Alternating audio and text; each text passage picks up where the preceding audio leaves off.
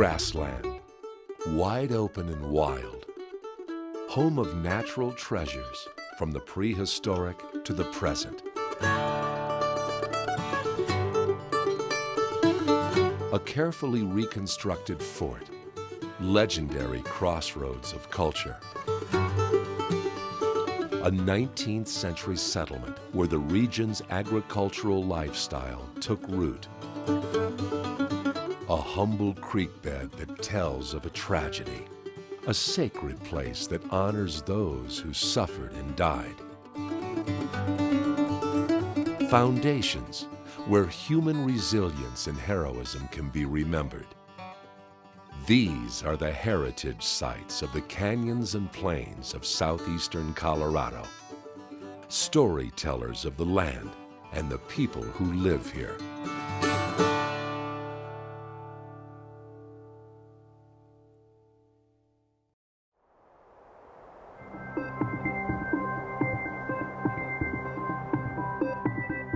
Almost 500,000 acres. Canyons, rivers, and prairie, abundant with life. Over 1,000 dinosaur tracks, 40 miles of wagon ruts, and pioneer homesteads from the Santa Fe Trail. Part museum, part playground, all built by nature, preserved by those who love it.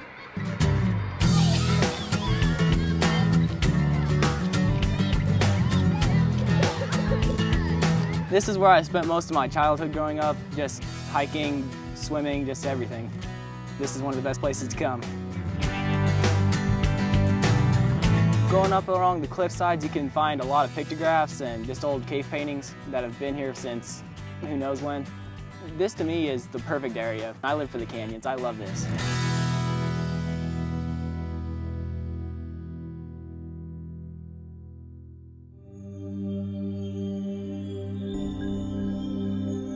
These remarkable plains have transformed us. They are ancestral lands, marking the paths of our heritage. Here, travelers followed the Santa Fe Trail to trade their goods. Buenos dias, senor. Welcome to Bent's Fort. They came from Mexico, from the States, and from many tribal nations. All were welcomed by an adobe castle rising out of the prairie.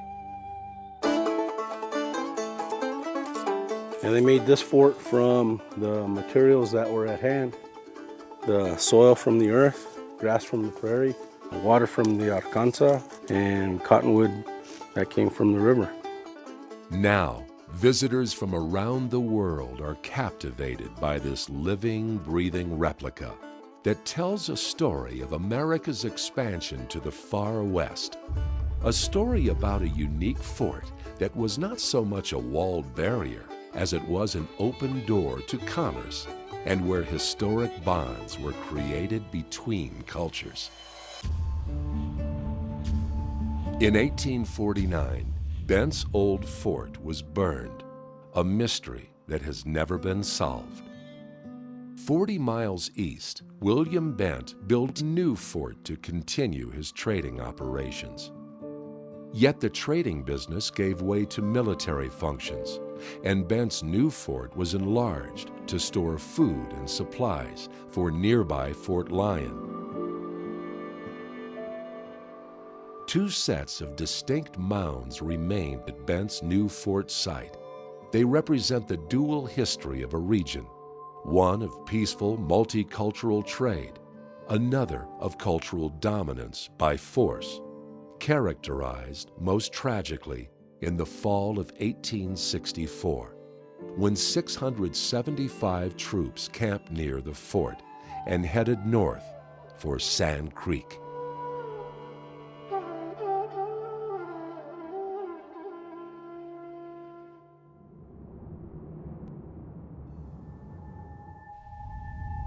This is where our ancestors fell on November 29th, 1864. Their flesh and their blood is a part of this soil, and therefore it is a very sacred ground. Early winter, 1864. Cheyenne and Arapaho camped along a small creek in southeast Colorado Territory under promise of protection from the U.S. government. The peaceful first moments of dawn shattered. Chivington's troops came in and swept through the village. Cheyenne Chief Black Kettle prominently flew a U.S. flag and a truce flag. They were ignored.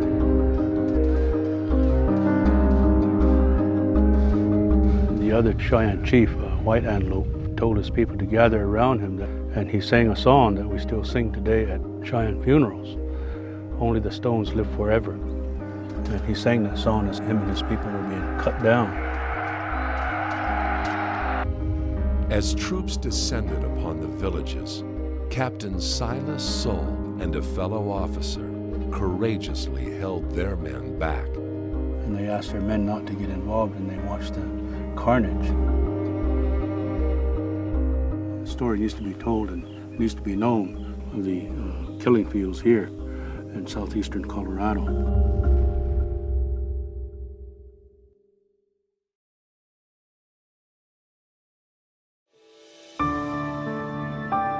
One of the Cheyenne chiefs who died at Sand Creek was Ocheni, the father of Amache prowers.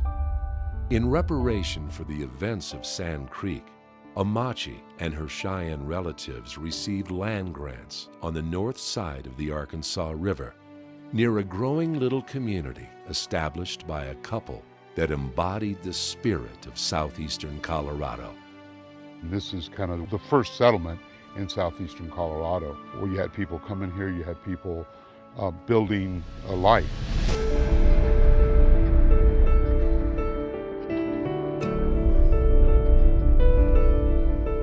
It was the woman of this family who was deeded this land along the Purgatory River.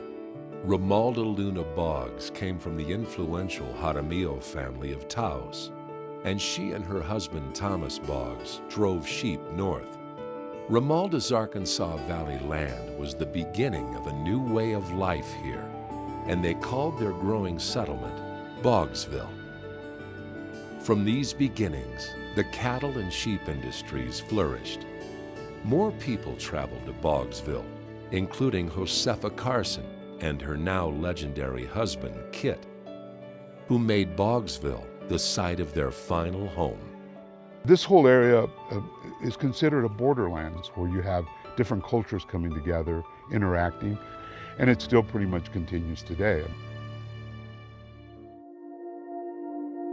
It was the presence of Native American Amache Ocheni prowers, her land holdings, and her influence with local tribes that was critical to the success of Boggsville and to the region as a whole. Amache's name is linked with many of the area's most historic events, even one that occurred well beyond her death, when, just 40 miles south of the Sand Creek Massacre site, American military force was again used against other Americans.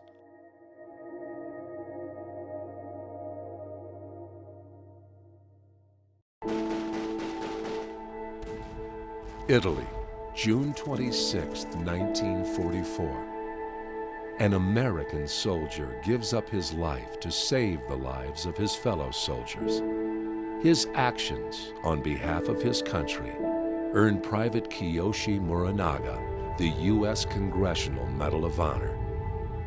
2 years earlier, the future war hero was a prisoner in his own country.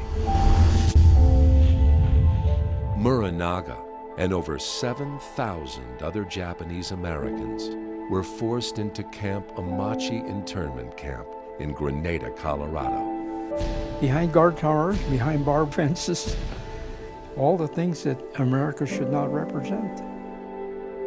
What remains at Camp Amache today are foundations and a desire to remember and honor those who lived here. Archaeological and interpretive projects continue to build the true legacy of Amache prowers and the people of southeastern Colorado.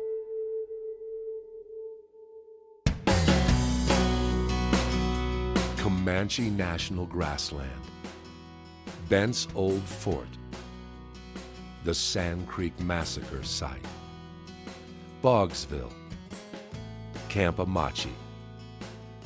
These are the sites of our heritage, where we envision what life was like for those who went before. The indigenous American tribes, the Bent brothers, Amache and John Prowers, the Boggs, Kit Carson, and the scores of others who helped shape life on this beautiful prairie that carries forward to today. We hold these sites and the stories they tell close to our hearts to preserve them for the benefit of future generations. These are the treasures of the canyons and plains region of southeast Colorado. Experience them for yourself.